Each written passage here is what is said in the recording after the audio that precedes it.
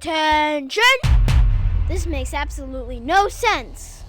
Ladies and gentlemen, this is Zander's Facts.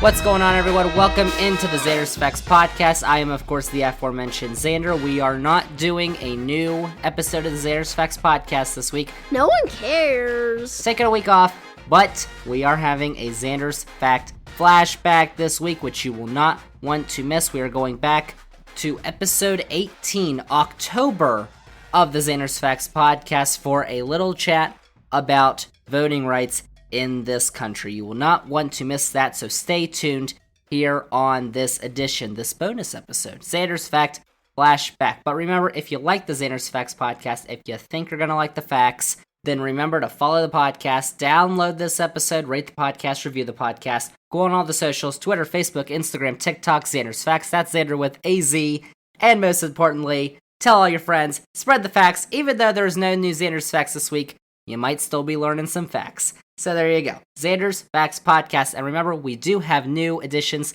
of Zander's Weekend Facts, our weekly newsletter that comes out Sunday mornings. Still doing that, so check that out. So we are talking voting rights, the attack on voting rights in this country from back in June. This is the Zander's Facts segment we did, which I thought you all might like to hear again. Or if you haven't heard it for the first time, you need to listen to it. So here we go, Zander's Fact Flashback.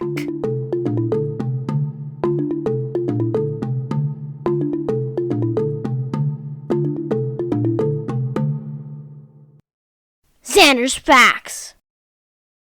You might have heard about what happened last weekend, in Texas. Gave a little spoiler. You probably heard.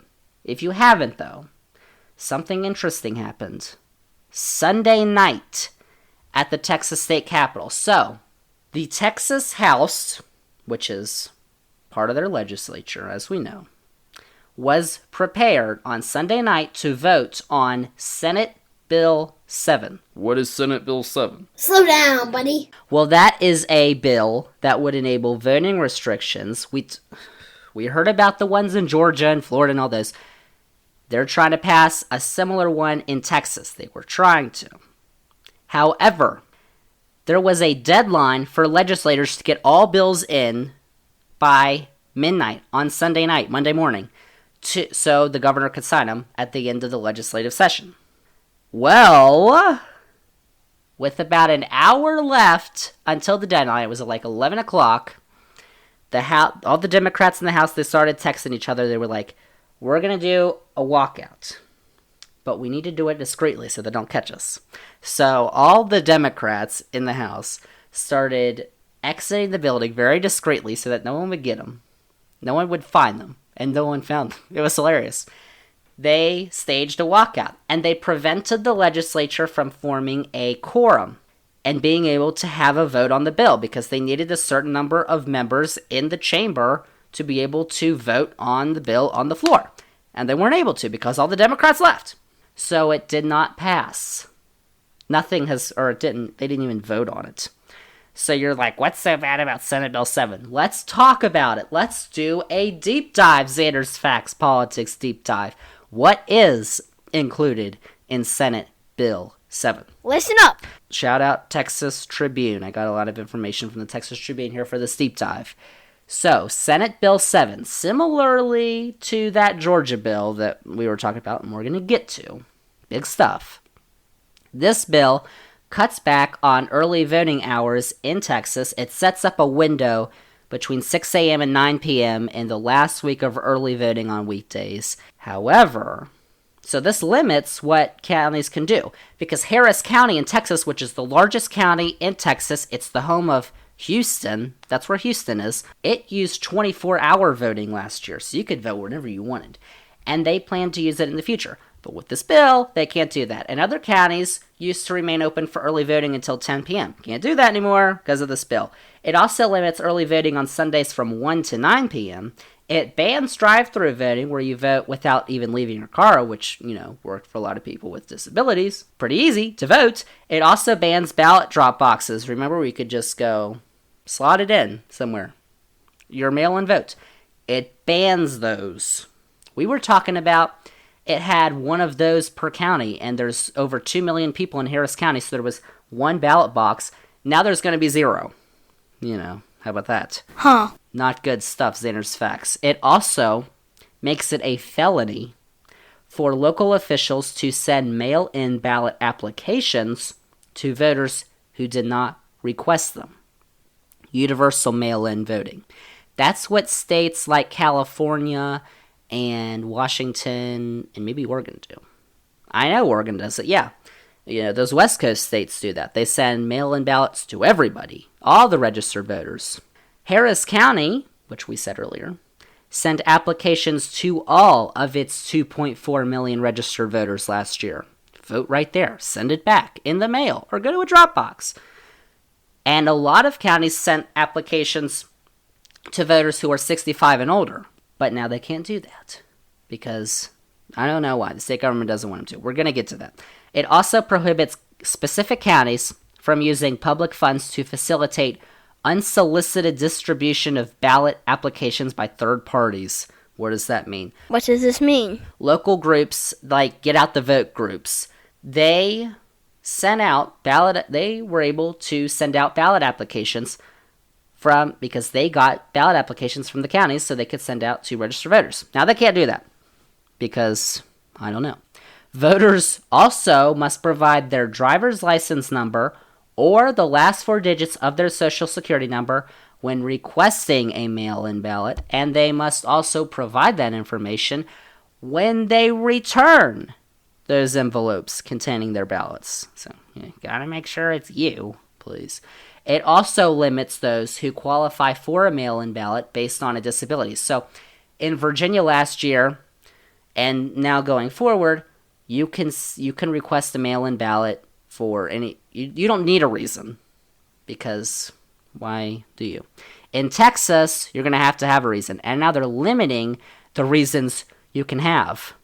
So it requires voters to be certain that they will not be capable of voting in person based on their condition from either illness, injury, medical confinement ordered by a medical professional, or mental or physical disability, if you have one of those.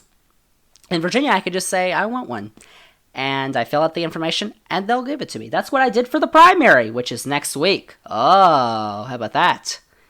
See, there's a Virginia. I totally forgot about that. There's a Democratic primary in Virginia last week. They're not doing the convention like the Republicans did, where only a couple thousand people across the state could vote, because I think they were scared of Trump and heels winning. But the Democrats are letting everyone vote.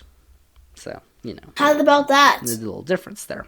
The bill also allows partisan poll watchers, I'm a Republican poll watcher, to be near enough to see or hear election activity, and allows them free movement within a polling place except for voting stations when ballots are being filled out. So they can go anywhere. I love Trump. Oh, hey, who are you voting for? They can do that.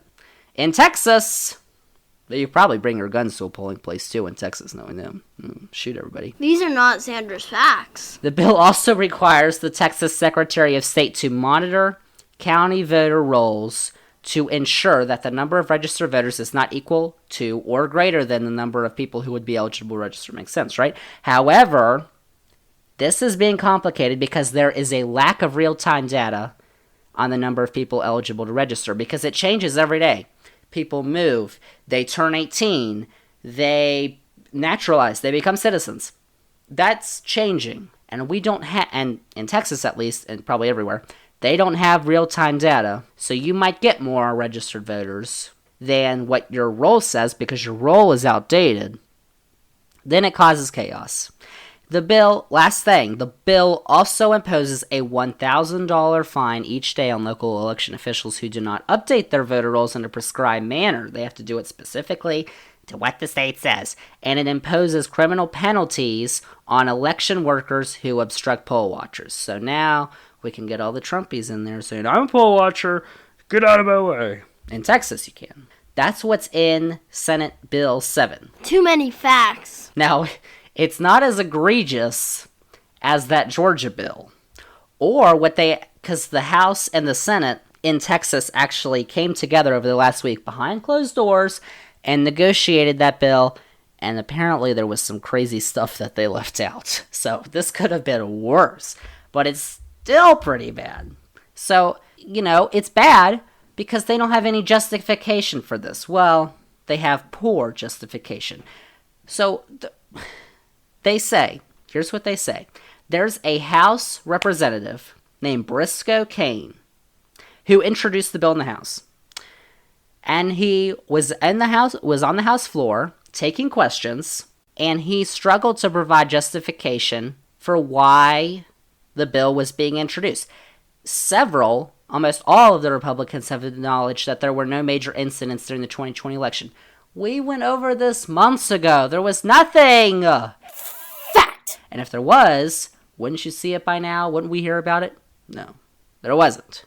Actually, there was something. Apparently, these people were using their grandma's names and voting for Trump. So there you go. There was like 2 of them. And they're in jail. So, there you go. Said the Republicans are arguing that the bill's not about the 2020 election. And the big lie. That's what they call it, the big lie. Because it is a lie. That's being perpetuated by our boy. Oh, our boy. He made an appearance. Donnie Boy. Which we all know is not true. If you follow the facts on this podcast, you know it's not true. Instead, they say it's about election integrity and standardizing elections throughout the state. Well, that doesn't make any sense because apparently nothing went wrong. And you're going to acknowledge nothing went wrong, especially the state of Texas where nothing went wrong. Huh. And Trump won! He won in Texas. And the Cornyn, the senator. But no. Actually, the 2020 election was the closest a Democrat had gotten to winning in Texas for president since 1976, I think, is when Jimmy Carter won Texas. They're kind of scared now because they're losing voters. So what happens next? Well, we brought him up. Greg Abbott. Remember him? The governor. We called him a loony boy. Well, there's going to be a special session coming up that the bill's most likely going to pass. But the governor has threatened to veto Article 10 of the state budget. Now, what is Article 10? Article 10 funds the legislative branch, so if he vetoed Article 10, that would withhold pay from all the members of the Texas legislature. All of them. Republicans, too. It doesn't make any sense. That doesn't make any sense to me, because he can't do the line item veto. That's not a law. He'd have to veto the whole thing. So how would Republicans like that? Because now they're not getting any money too, and that's the only reason they're in this is for the power and the money. Come on. It's a fact. So I don't think that's going to work out too well. We're going to see, though, because Texas is an interesting case, because it's the largest state that this is happening in now, because it's happening in other states too. So this is according to the Brennan Center and CNN. There have been 14 states that have enacted restrictive voting bills. We all know about Georgia, Florida, DeSantis, Ronnie. Terrible. But did you know that they have also passed these bills in Montana, Indiana, Utah, Kentucky, Arkansas, Wyoming, Oklahoma, Idaho, Kansas, Alabama, and Arizona. That's 14 states. Texas wasn't even on there. Texas would be 15. 14 states where these people have been brainwashed, or they just want to hold on to power for as long as they can, so they're going to restrict people from voting. Like Rick, we talked about it. Remember Georgia's bill that they passed back in March? This is what Georgia's bill created this domino effect. It was probably the worst one of all, because the Georgia bill cut down early voting hours. It criminalized the passing out of food or drinks to voters in line. Like, what in the world? Why would you do this to me? It required election officials to count ballots nonstop after the polls closed. You gotta do it now. It shrunk the absentee ballot request window. It shrunk the 9-week runoff period to 4 weeks. Because remember that? The runoff for the Senate. The Senate, control of the Senate was on the line in Georgia, and they had those 2 runoffs.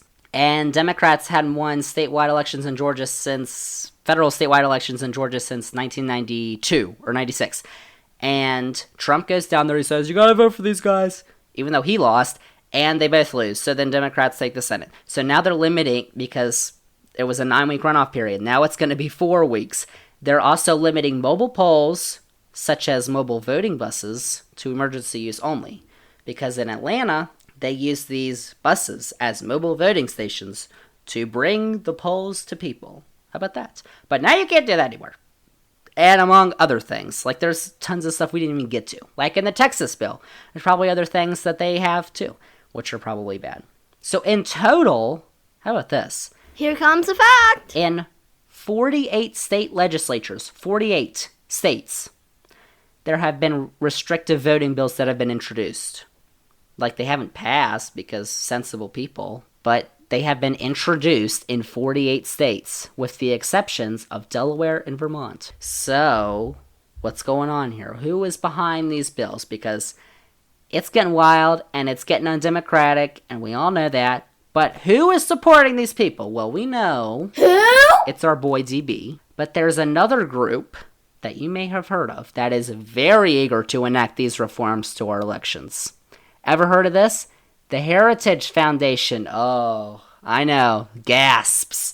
The Heritage Foundation's Heritage Action has led the charge across the country to undermine our democracy. Whoa. Oh, I got something big for you here.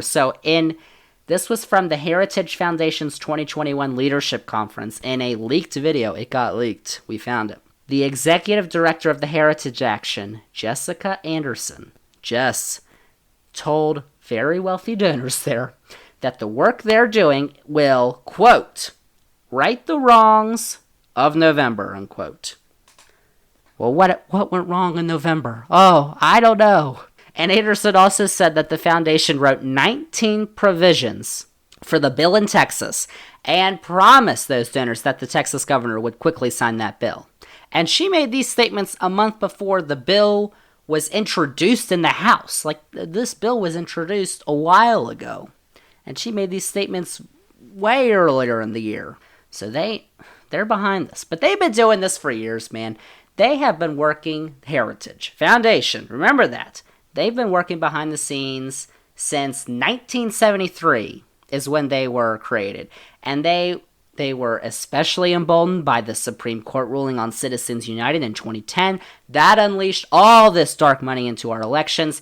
And of course, a few years ago, the Supreme Court gutted the Voting Rights Act because John Roberts said, racism isn't a thing anymore. So there you go. And in 1980, oh my gosh, the co-founder of the Heritage Foundation, Paul Weyrich, said, quote, I don't want everybody to vote, unquote.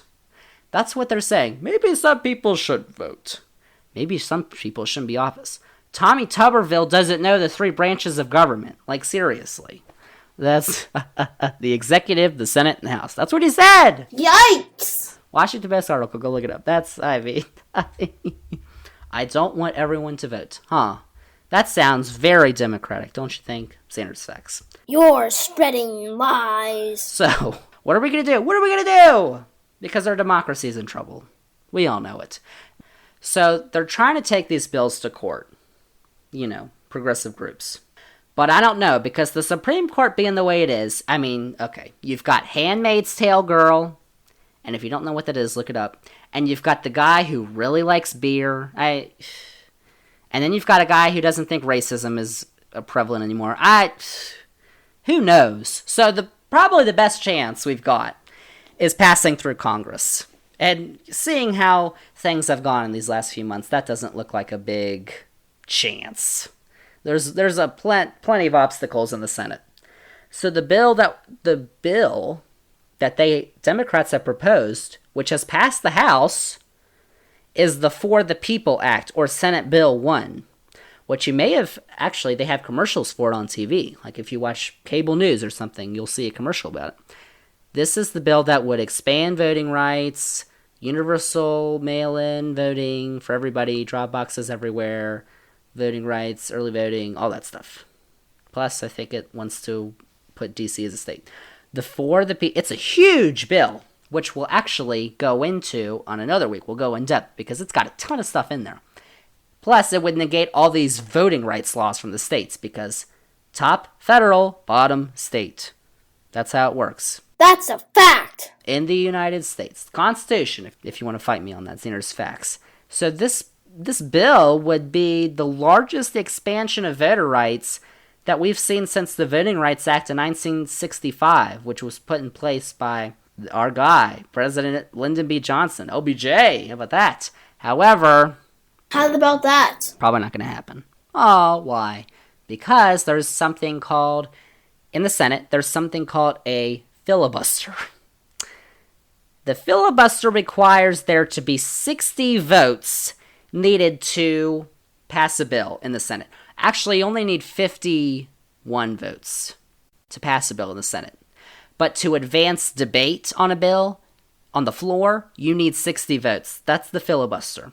And there are two senators who have a love affair, so to speak, with the filibuster. Their names, we all know him, our boy Joey Boy Manchin, Joe Manchin from West Virginia, Kristen Sinema from Arizona. It doesn't look like the filibuster's going anywhere. Even after what happened last week, the bipartisan January 6th Commission, a 9/11 style commission to actually discover what happened on January 6th. And the Republicans said no. So then we didn't get it. Because we didn't have 60 votes. But we had like 55. But Joe Manchin said, I don't think so. Even though he called out all the people who didn't vote for the bill and said, you are evil, anti-American. And yet, you're not going to do anything about it. Joey M. Manchin from West Virginia. Oh, people have gotten angry at him. They say, he should be a Republican. He ain't no Republican. He's a Democrat, though. Goodbye. But he comes from West Virginia, so he's got...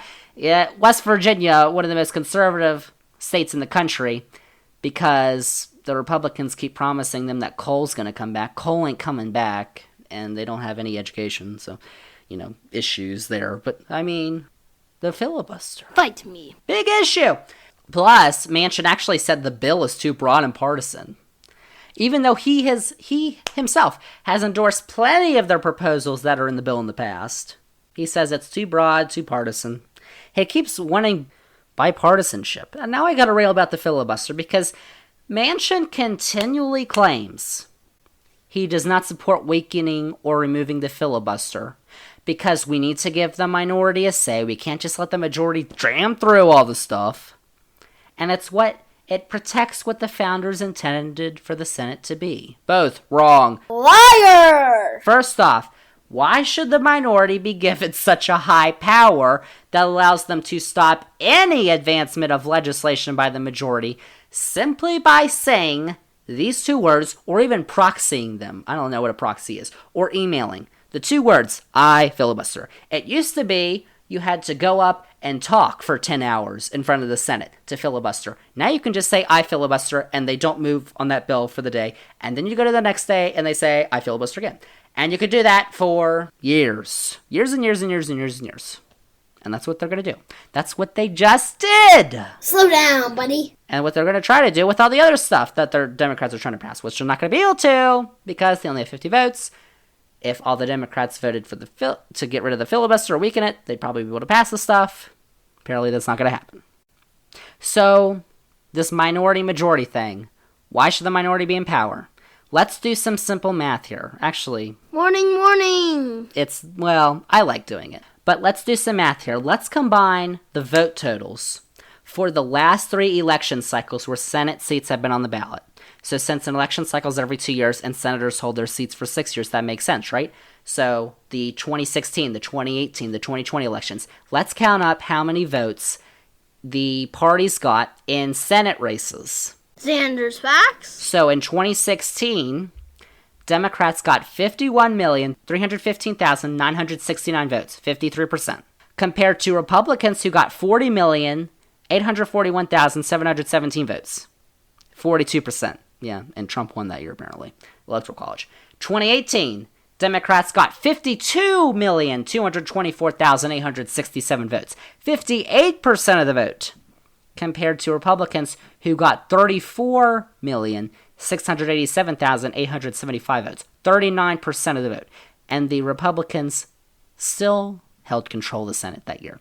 And in 2020, Republicans got 39,834,647 votes, 49%, compared to the Democrats, who actually only got 38,011,916 votes and 47% of the vote.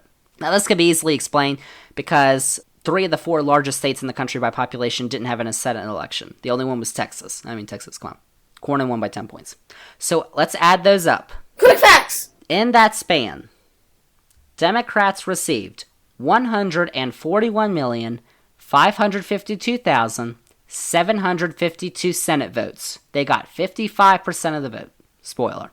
Republicans in that same span got 115,364,239 votes. Yep. And yet we still think the Republicans should have a say when they're in the minority and their base continues to shrink. I'll get to that. Second off, the filibuster was created in 1806. This was not the creation of the founders. This was Vice President Aaron Burr, Hamilton, advocating for it. And it was a mistake, too, that they did this. They removed from the Senate rules a provision that allowed a simple majority to force a vote on an underlying question being debated. And it was actually, they only enacted the 60-vote filibuster back in the 1970s, I believe. Before that, it was 2/3. So it was 66 votes for a while there, once we got 50 states. And throughout its history, the filibuster has been used to block major civil rights legislation. And also, the admitting of states. How about this? Did you know this? Here it comes! The admitting of California was filibustered in 1850. They got it through, And Kansas was filibustered in 1857. Oh, they filibustered Kansas. Hey, they got it through. Kansas apparently took a while. That was a whole war thing that they had to go through in Kansas. So, and after the Civil War, civil rights bills, deploying federal troops in southern states, and repaying income taxes in the South, those were all blocked by the filibuster. And it was Democrats, too, because Democrats were the Southern party of slavery and racism back then, was what the Democrats were. And also, in the 1900s, anti-lynching bills in 1922 and 1935, those were filibustered. Those stuff we're still trying to pass today. Anti-lynching bills.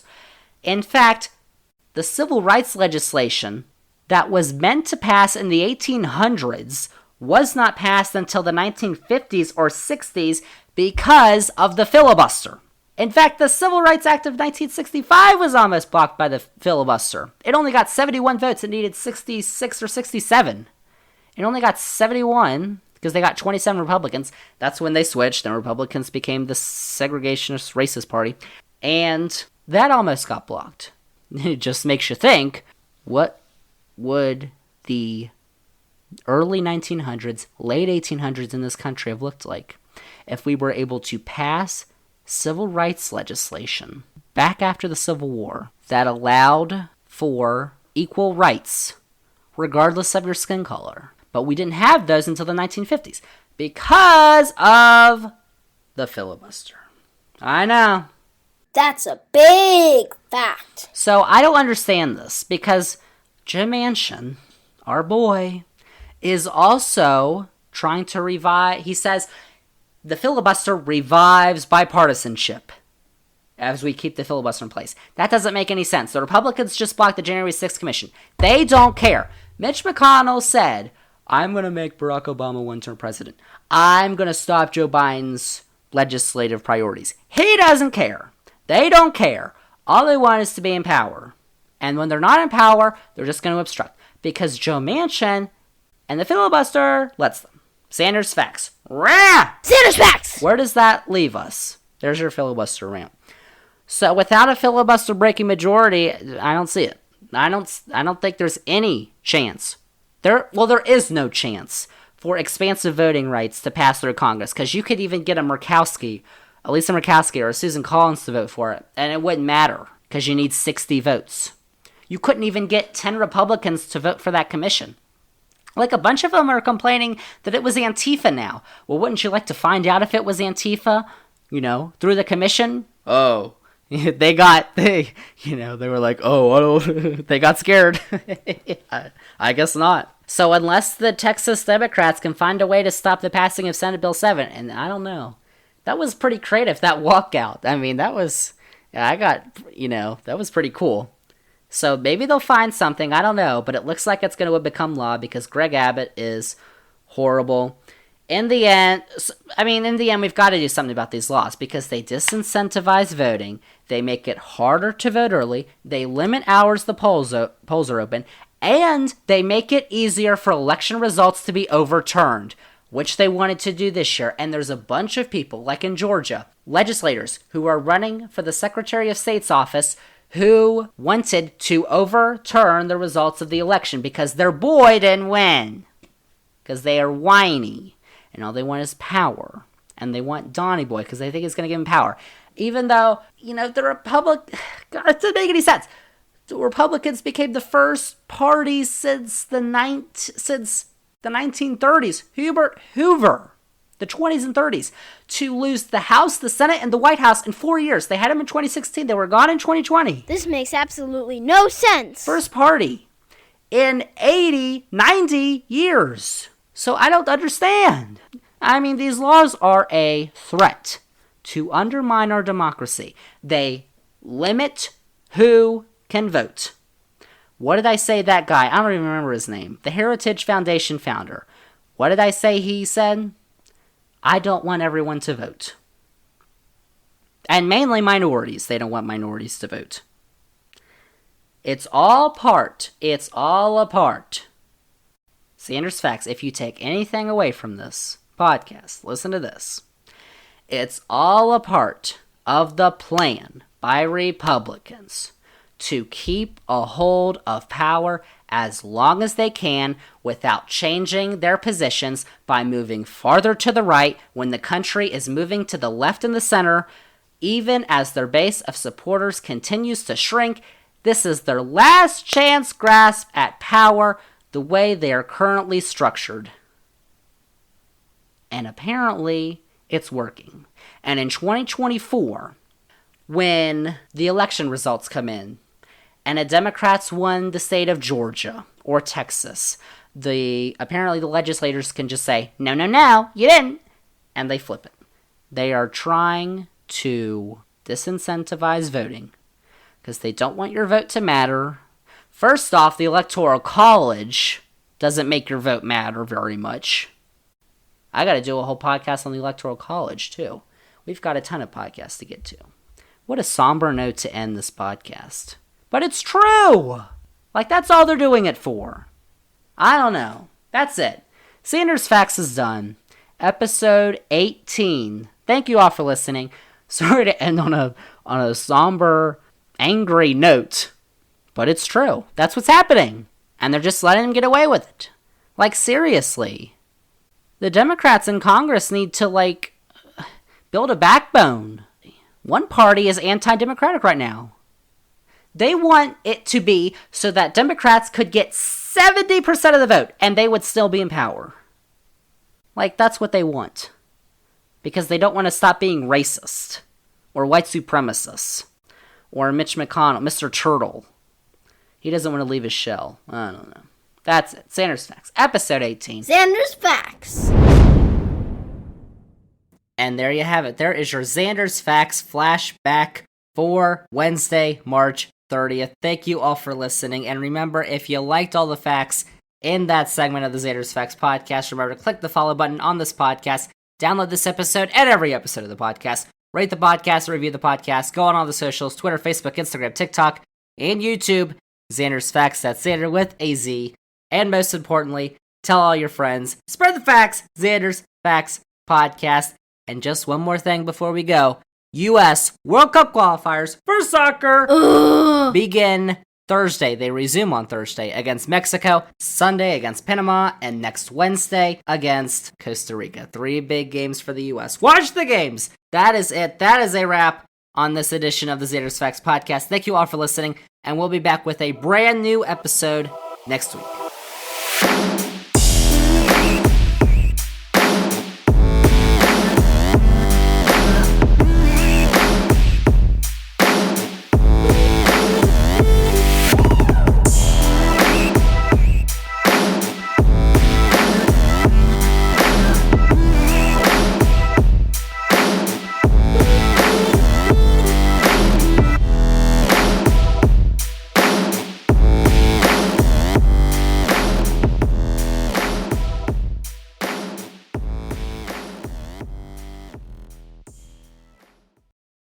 That's a lot of facts.